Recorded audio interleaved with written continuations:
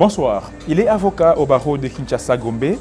Il est également expert en environnement et protection de la nature, porte-parole de l'UNC et du Cap pour le changement, la coalition au pouvoir. Entretien cette semaine reçoit Maître Gabin Lulendou. Maître, bonjour. Bonjour. Vous êtes cadre de l'UNC de Vital Kamerhe. Quelle est la santé de votre parti politique aujourd'hui?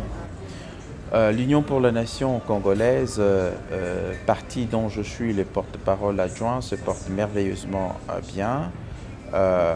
Il est vrai qu'aujourd'hui, certains animateurs du parti ont été élevés au rang de ministres et vice-ministres, et compte tenu du fait que la constitution de notre pays veut que des gens qui assument des fonctions ministérielles ne puissent pas avoir des fonctions au sein du parti. Du coup, le président national de notre parti, l'honorable Vital Kamerhe, se voit donc, au regard de cette obligation constitutionnelle, de procéder à certains réaménagements au sein du parti pour le remplacement de notre secrétaire général devenu ministre, ainsi que d'autres qui sont devenus ministres, assumant des fonctions au sein du parti. Mais en dehors de cet aspect de choses, le parti se porte merveilleusement bien, et voilà. Et vous êtes dans une coalition avec l'UDPS, et vous dirigez le pays ensemble avec cette partie de l'opposition. Comment ça se porte votre union, cette plateforme, comment elle se porte aujourd'hui? L'UDPS est notre partenaire privilégié depuis l'accord de Nairobi, conclu entre le président national Vital Kamerhe ainsi que les présidents de la République aujourd'hui. Hier, il était candidat à l'élection présidentielle. Donc l'accord de Nairobi nous met donc dans une situation de partenariat avec l'UDPS. Et nous nous entendons bien, et voilà, c'est ce qui fait qu'aujourd'hui nous gérons ensemble les pays, aussi bien au niveau de l'institution président de la République qu'au niveau du gouvernement, et pourquoi pas dans d'autres institutions du pays. Donc nous nous entendons bien, et voilà, c'est la moindre chose que je puisse dire à ce stade. L'opinion a comme l'impression que la coalition cache est quasiment encore dans l'ivresse du pouvoir. Il n'y a aucune réunion, il n'y a aucune concertation. Qu'est-ce qui se passe concrètement? Bon, il faut laisser les gens dire ce qu'ils veulent. Peut-être qu'ils n'ont pas eu écho de nos réunions à travers la RTNC ou d'autres chaînes de télévision, et pourquoi pas devant les journalistes. C'est pour cette raison qu'ils pensent qu'on ne se concerte pas, mais je pense qu'il y a des concertations au niveau du cash, entre les dirigeants du cash, sans peut-être que cela ne puisse faire l'objet d'une couverture médiatique. Donc ce n'est pas parce qu'un événement n'a pas été couvert médiatiquement que cet événement n'a pas eu lieu. Un événement peut avoir lieu, mais sans qu'il ne soit couvert médiatiquement. Peut-être qu'au niveau du cash, jusque-là, dans notre façon de pouvoir nous rencontrer, nous dire des choses, nous n'avons pas beaucoup associé la presse. C'est pour cette raison que la presse a l'impression que rien ne s'est fait. Mais pour ma part et à ma connaissance, des réunions se tiennent, surtout quand il faut prendre des décisions importantes concernant notre coalition, c'est-à-dire l'UDPS et l'UNC, sans oublier les quelques alliés que nous avons. Est-ce que le climat est bon au sein de cette coalition? Le climat est bon enfant, donc en dépit de tout ce qu'on raconte, parce que vous savez, la presse congolaise, elle est essentiellement faite des rumeurs. Les gens peuvent se réveiller un certain matin et traduire leurs rêves comme étant des choses qui sont faites au niveau de la coalition, oubliant que c'était leur propre rêve. Mais en tout cas, la coalition se porte très bien. Nous n'avons pas des problèmes majeurs entre nous. C'est vrai que même quand quelqu'un épouse une femme, de temps en temps, il peut ne pas être d'accord avec sa femme. Bon, qu'en est-il de la vie politique? Elle est ainsi faite, mais toujours est-il que nous nous entendons merveilleusement bien, donc l'UNC et l'UDPS. Et il y a cette affaire de 15 millions qui fait réagir l'opinion, qui, on a l'impression, est en train de ruiner ou nuire un peu à la crédibilité de certains acteurs, entre autres le président de l'UNC, Vital Kamerhe. Comment vous appréciez, comment vous jugez cette affaire de 15 millions? Comment vous en parlez au sein de votre parti? Non, mais le problème, c'est quoi? Le problème, c'est que à la fois, vous avez des confrères qui font un très bon travail, mais à la fois aussi, de plus en plus, votre métier quand même laisse à désirer, dans la mesure où vous avez laissé n'importe qui commencer à donner les informations à telle enseigne que vous avez aussi beaucoup de journalistes véreux.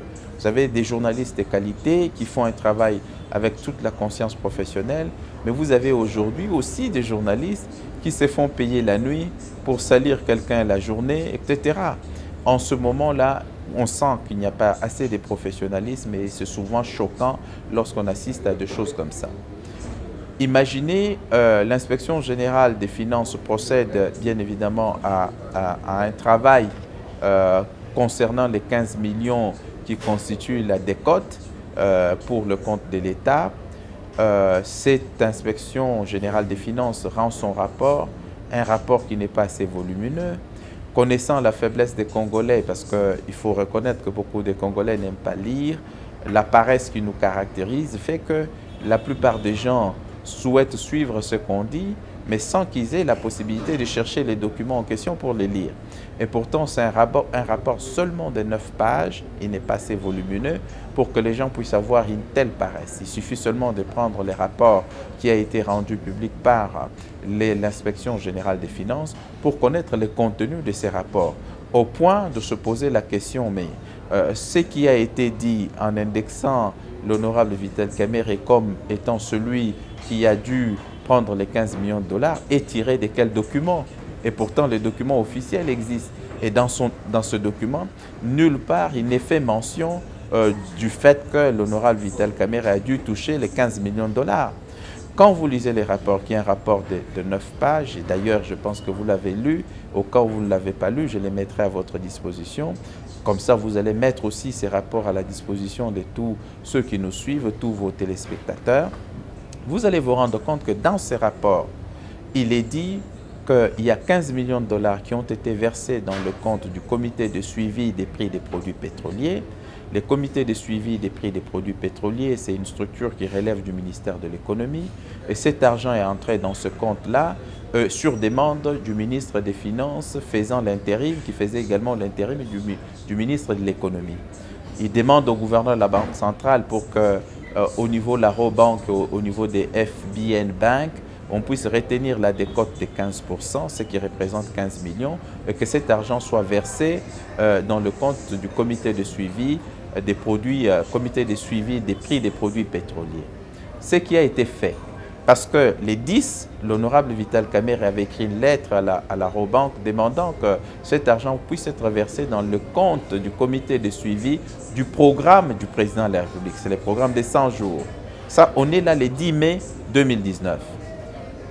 Les 16 mai du même mois et de la même année, c'est le ministre des Finances qui faisait l'intérim du ministre de l'Économie qui lui adresse une lettre au gouverneur de la Banque centrale qui supervise toutes les banques pour demander que l'instruction soit donnée aux banques, à savoir la Robank ainsi que la FBN Bank, pour que l'argent soit déposé dans les comptes du comité de suivi des prix des produits pétroliers. C'est ce qui a été fait et l'argent a été déposé dans ce compte-là. Ce compte-là comme mandataire, 2 personnalités, à savoir le conseiller les conseillers en charge des questions financières et des produits stratégiques du ministère de l'économie. Le deuxième mandataire de ce compte, c'est le secrétaire général à l'économie nationale. Ce sont les 2 qui sont des mandataires de comptes dans lesquels l'argent a été déposé. C'est mentionné noir sur blanc dans les rapports. Mais alors, si on dit que l'argent a disparu, moi je dirais non. Comment l'argent qui a été déposé dans un compte dont les mandataires sont connus, on peut dire que cet argent a disparu. L'argent n'a pas disparu. Soit il se trouve dans le compte, soit il a été retiré. Au regard du rapport de l'inspection générale des finances, on indique les dates, comment dirais-je, auxquelles cet argent a pu être retiré de ce compte-là. Est-ce que vous vous rendez bien compte? On vous dira à telle date, X montant d'argent a été récupéré, autant à telle date, une autre somme a été récupérée. Les mandataires ayant été connus, identifiés, c'est clair que quand vous ouvrez un compte dans une banque, seuls des titulaires de ce compte-là ou les gens qui sont mandataires peuvent retirer l'argent. Mais alors, le rapport n'est fait nullement de quelconque somme qui aurait été récupérée par Vital Kamerhe.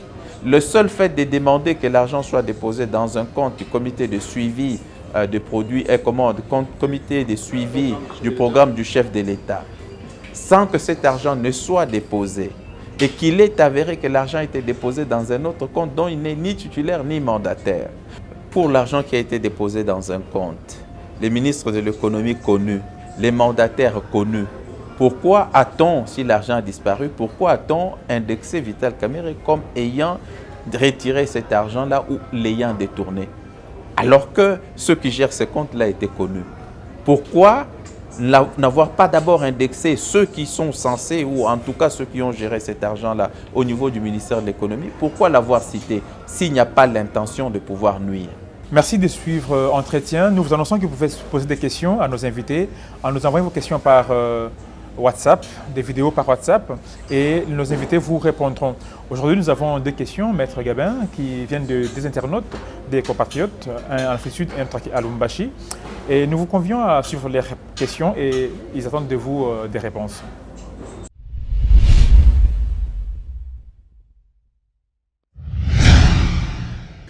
Bonjour, je m'appelle Dr Idriss Lumbala, je suis téléspectateur de la belle émission Entretien. Je vous suis très souvent à partir de l'Afrique du Sud.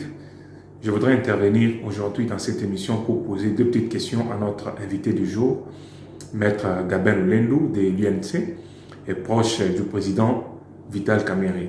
J'ai deux petites questions à votre intention rapidement. La première question, c'est celle de savoir, après cette histoire, cette affaire qui a défrayé la chronique dans le média et sur les réseaux sociaux, je voudrais savoir dans quel état se trouve le président Vital Kamerhe à ce jour. Est-il abattu ou bien il a encore son moral au zénith et son mental très fort? La deuxième question, c'est celle de savoir, vous qui êtes proche de Vital Kamerhe, quel est le niveau, les degrés de relation à ce jour entre le chef de l'État et Vital Kamerhe? Voilà les deux petites questions que j'avais à pouvoir vous poser. Merci beaucoup et j'espère une très bonne suite favorable à mes deux questions. Merci beaucoup.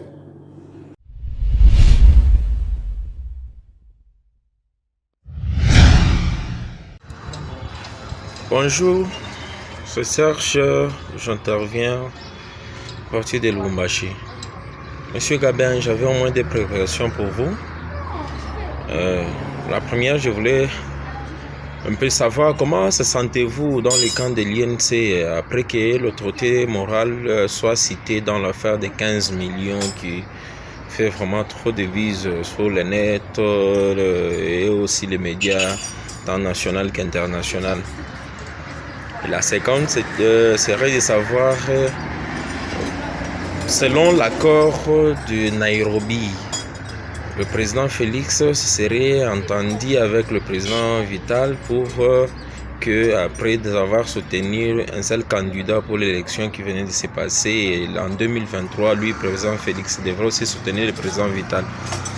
Bon, à la lire où vont les choses, vous voulez pas savoir si en 2023 que le président Félix se représentait encore comme candidat président de la République. Est-ce que vous allez les soutenir ou bien il y aura maintenant un bras de fer? Merci.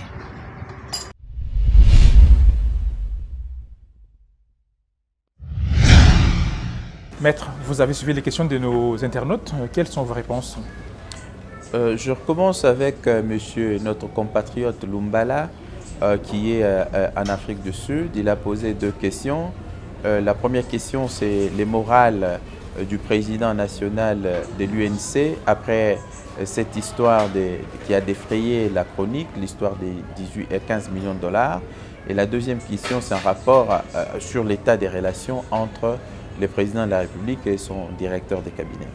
Concernant la première question, je dois dire que ça fait toujours mal lorsque vous êtes un être humain et que, suivant un rapport qui ne vous a pas incriminé, mais qui est des gens qui se mettent ensemble, visiblement payés pour se faire et se mettre à vous vilipender matin, midi, soir, et surtout lorsque vous avez une femme et que vous avez des enfants, cela est tout à fait choquant. Il reste un être humain, il ne peut qu'être choqué par la légèreté avec laquelle cette affaire a été traitée et surtout le fait qu'il a été cité alors que les rapports ne disaient pas que cet argent a été utilisé par lui. mais c'est quelqu'un qui est d'un moral assez fort, dans la mesure où quand vous pensez l'affaiblir, c'est en ce moment-là qu'il montre qu'il a une énergie débordante avec un moral au zénith. Donc pour le moment, il va très bien. D'ailleurs, dans quelques jours, il est censé, sauf changement des calendriers, soutenir sa thèse à l'université américaine de Grèce. Vous voyez, quelqu'un qui doit soutenir sa thèse, il ne peut qu'avoir un moral fort. Autrement, il aurait bien demandé qu'il y ait plus ou moins un report. Mais non, sauf changement de l'université, il est censé, dans quelques jours, soutenir sa thèse au niveau de l'université américaine de Grèce. Ça voudrait bien dire que son moral est au zénith, son moral n'est pas en berne, donc il est encore beaucoup plus fort. Seulement, il comprend que de plus en plus, de fois, les gens sont méchants pour rien. Alors, donc, du point de vue des relations entre le président de la République et son directeur de cabinet, je ne peux pas sonder le cœur des gens, seul Dieu peut sonder le cœur des gens, mais visiblement, rien n'a modifié les relations du président de la République avec son directeur de cabinet, parce que vous savez que quand quelqu'un a un problème avec vous, à travers les attitudes, vous pouvez le constater, même si on ne peut pas arriver à sonder le cœur, mais du point de vue des attitudes et du climat qui a toujours régné entre le président de la République et son directeur de cabinet, rien n'a changé, tout est resté intact.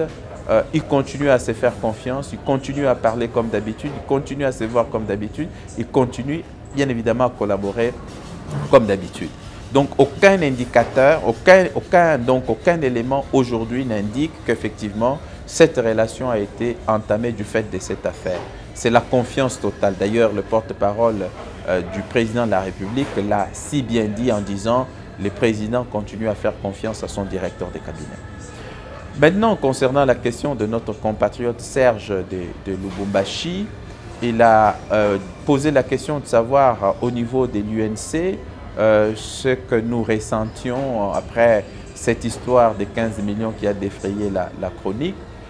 Vous savez que l'UNC était aussi choquée et elle voulait d'ailleurs organiser une marche en soutien au président national de l'Union pour la nation congolaise, l'honorable Vital Kamerhe. Celui-ci d'ailleurs qui a dit « mais pourquoi vous voulez organiser une marche à mon soutien? Je n'ai rien fait, je n'ai pas détourné l'argent, donc vous n'avez pas besoin d'une telle marche ». Mais au niveau du parti, les gens étaient quand même bien, comment dirais-je, choqués de ces allégations qui visiblement ont été, comment dire, colportées pour faire mal et surtout pour nuire à un adversaire politique. Mais toujours est-il que les soutiens du parti à l'égard de son président national est devenu encore beaucoup plus fort. Et chaque jour qui passe, le président reçoit les messages de réconfort, les messages de soutien de la part des membres de l'Union pour la nation congolaise. Maintenant, la deuxième question qu'il a posée, c'est la question en rapport avec 2023 et surtout l'accord que nous avons signé à Nairobi avec l'UDPS. L'accord de Nairobi reste en cours. Cet accord n'a pas encore connu de modifications. Donc, il va de soi que jusqu'en 2023, si cet accord ne connaît pas d'avenant ou en tout cas de modifications, eh bien, en 2023, le président Félix Tshisekedi devra laisser la place à son directeur de cabinet et devra d'ailleurs le soutenir comme candidat à l'élection présidentielle en 2023. Tel est l'accord. Mais maintenant, entre maintenant et 2023, beaucoup de choses peuvent se passer. S'il y a un avenant à l'accord, eh bien, les choses se feront suivant cet avenant-là. Mais pour le moment, c'est ce que l'accord stipule. On s'en tient à l'accord, mais la vie politique est faite de beaucoup de rebondissements. Entre aujourd'hui et 2023, beaucoup de choses peuvent se passer. C'est en ce moment-là que nous allons dire qu'est-ce que nous devenons. Est-ce que l'accord va être modifié ou l'accord va être maintenu? S'il est maintenu, il devra être appliqué. S'il est modifié, on verra les modifications qui auront été apportées à l'accord, iront dans quel sens et on ira dans le sens des modifications de l'accord. Donc ne précipitons pas les choses, attendons encore. Entre aujourd'hui et 2023, c'est quand même 4 ans qui nous séparent Et voilà, donc on ne peut pas aller sur les supputations. Attendons et on verra. Mais l'état de l'accord, c'est celui-là. Merci, maître, d'avoir répondu aux questions de nos internautes. Revenons un peu en RDC, à l'actualité. Une autre alliance dont on parle beaucoup, c'est l'alliance FCCH, qui, pour certains, c'est une alliance contre nature, qui a produit un gouvernement gigantesque de 67 personnes aujourd'hui, pour un budget de 4 milliards de l'année passée, bien sûr, et de l'année en cours aussi. Quelles sont les chances que vous donnez à cette union et aussi à ce gouvernement? Bon, mais c'est plein succès. Lorsqu'un gouvernement est mis en place, si le gouvernement ne réussit pas, ça veut dire que le peuple congolais va continuer à souffrir.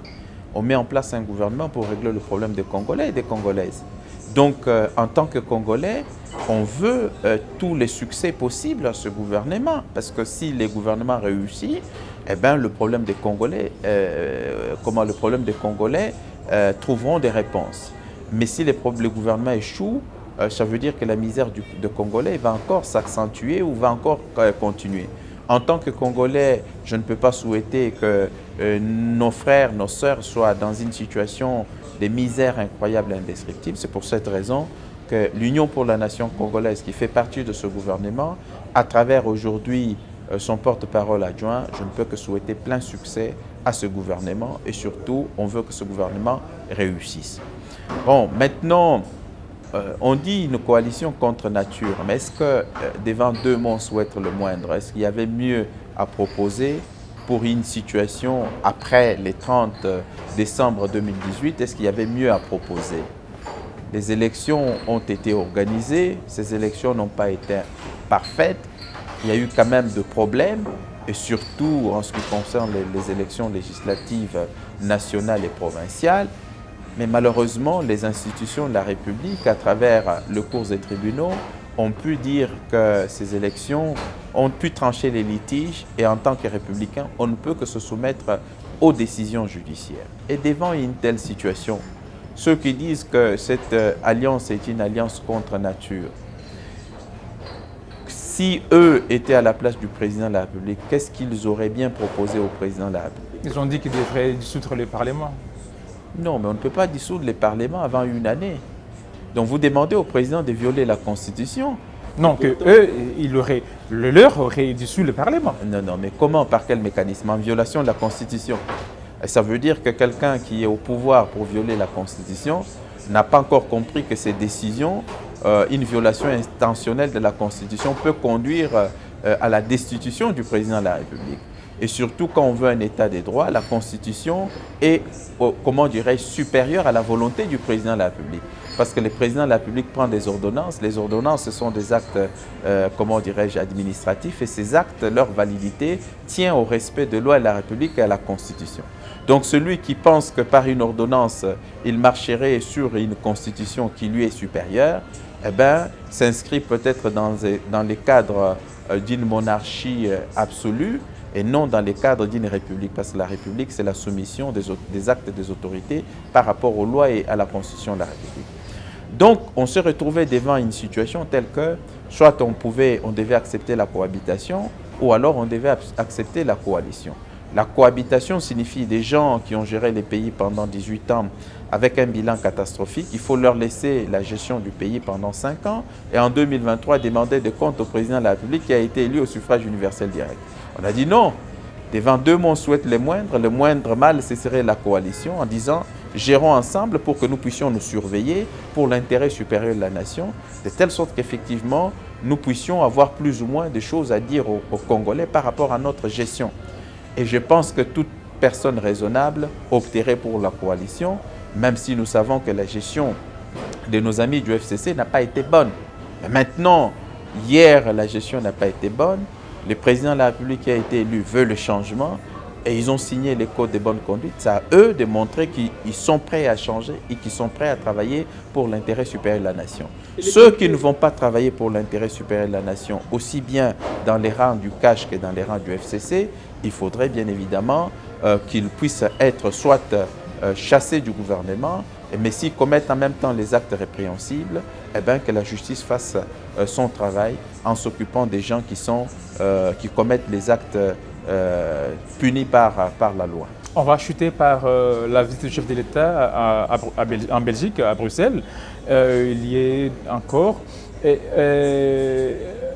L'un des principaux opposants au chef de l'État actuel, Martin Fayulu, sur une radio, dit que la Belgique aurait commis une insulte en accueillant Félix Tshisekedi chez lui sur son sol. Comment vous analysez, vous jugez ces propos de Martin Fayulu? C'est des propos tout simplement irresponsables. Parce que vous savez, le vrai problème, c'est que lorsque vous êtes devant une situation où vous n'êtes pas capable de prouver les allégations, à un moment donné, il faut prendre un peu des reculs. Je ne dis pas que cette élection, telle qu'elle a été organisée, elle a été parfaite. C'est une élection qui a eu quand même quelques dysfonctionnements. Il faut être honnête pour le reconnaître. Mais aujourd'hui, si vous posez à Martin Fayulu la question de savoir comment peut-il démontrer à la face du monde entier qu'il a gagné cette élection, il ne peut pas le faire parce que d'ailleurs une occasion en or lui avait été offerte devant les grandes télévisions du monde, la RTNC, où le procès contre le président de la République en tout cas a été rendu public. Il avait eu l'occasion de démontrer qu'il avait gagné cette élection. Mais vous avez vu la tergiversation. Tantôt, nous avons eu 11 millions de voix, tantôt, nous avons eu 8 millions de voix. Celui qui prétend avoir gagné une élection ne sait même pas combien de voix. 2 requêtes devant la Cour constitutionnelle. 11 millions de voix, tantôt 8 millions de voix. Ça montrait déjà que lui-même ne sait même pas qu'il a gagné cette élection. Mais alors, s'il ne sait pas qu'il a gagné cette élection lui-même, comment peut-il prétendre que l'autre a triché, celui qui a gagné l'élection? Deuxièmement, la vie de la nation ne s'arrête pas à quelques événements. L'élection, c'est un moment important dans la vie d'une nation parce que c'est le peuple qui fait son choix. Mais on s'est retrouvé devant une situation où, bien évidemment, il n'a pas été capable de prouver qu'il avait gagné cette élection. La moindre chose, c'est se taire et de regarder maintenant l'avant, faire une opposition républicaine, critiquer ce qu'il faut critiquer et surtout aussi faire des propositions pour que la République avance. La République ne se limite pas, comment dirais-je, à Martin Fayulu, d'autant plus que c'est un très mauvais perdant. Il doit se souvenir que déjà à Genève, par des manœuvres, il avait réussi à avoir la place que d'autres devraient avoir parce que tous les Congolais s'attendaient à ce que les candidats communs soient soit le président actuel, Félix Tshisekedi, ou alors son directeur de cabinet. Tout le monde le savait. Par la magie de la tricherie, il a réussi à devenir candidat commun de l'opposition, tout simplement parce qu'il avait utilisé des moyens non catholiques. Aujourd'hui, il est rattrapé par sa tricherie. Vous voulez tricher en amont, mais vous allez être attrapé en aval. On en est là. Donc, quand on n'a pas de preuves, à un moment donné, il faut apprendre à se taire. Et c'est le cas aujourd'hui. Et appréciez vous-même les contradictions. Lorsque vous dites que les élections n'ont pas été, comment dirais-je, transparentes, etc., tout ça, vous les contestez. Les élections qui ont eu lieu le même jour, élections législatives nationales, les élections présidentielles, ainsi que les élections provinciales. Très bien. Mais si ces élections-là constituent une tricherie, pourquoi vous devez avoir des représentants au sein des institutions illégitimes? La logique aurait souhaité que vous puissiez vous comporter comme Étienne Tshisekedi Mulumba. Lorsqu'Étienne Tshisekedi Mulumba a rejeté les élections de 2011, il a demandé à ses partisans de ne pas aller siéger dans les institutions que lui estimait comme étant illégitimes. Mais voilà, des élections sont des élections truquées, machin. Les institutions sont illégitimes, mais vous avez des gens que vous acceptez de siéger dans les institutions qui sont illégitimes. Soyons les plus cohérents possibles. Je ne trouve pas de cohérence dans le propos de Martin Fayulu. Je pense qu'il est temps qu'il cesse avec ces genres de choses, qu'il conteste le pouvoir, c'est son droit le plus naturel, et d'ailleurs c'est le rôle de l'opposition, mais qu'il tienne des propos aussi discourtois à l'égard du président de la République comme il le fait. Cela quand même montre que quelque part il y a l'immaturité politique qui s'invite, et ce qui n'est pas une bonne chose pour l'image du pays. Ailleurs, on peut contester un régime, mais on ne peut pas avoir de propos excessifs comme il le fait. Tantôt, il est pantin, tantôt, le président de la République, c'est une marionnette, tantôt. Et pourtant, si vous regardez très bien ce qui s'est passé à Genève, vous allez vous rendre compte qu'il a dû s'inscrire, il a été utilisé comme une vraie marionnette par d'autres qui étaient invalidés, qui ne pouvaient pas concourir, tout simplement pour besoin de la cause, écartant ainsi des gens qui avaient été bien placés au regard de l'opinion pour pouvoir faire face au régime de M. Joseph Kabila. Mais voilà, donc quelque part, vous voulez tricher, vous allez être rattrapé, je pense que c'est ce qui lui arrive. Qu'il se calme un peu, s'il veut contester notre régime, c'est son droit le plus naturel, c'est des droits qui sont consacrés par notre Constitution. On ne peut pas donc refuser de reconnaître ce droit à Martin Fayulu, qui est notre compatriote et qui est en droit de contester notre régime. Et surtout, il doit aussi faire des propositions constructives pour faire avancer la République. Maître Gabriel Lendou, nous vous disons un grand merci pour avoir répondu à nos questions aujourd'hui. Nous vous disons aussi merci d'avoir suivi notre émission. Nous disons également merci au restaurant Arôme pour ces cartes magnifiques qui nous servent d'enregistrement de nos émissions. Nous fixons rendez-vous pour une nouvelle émission la semaine prochaine sur nos chaînes partenaires et sur Jouka TV. Bonsoir.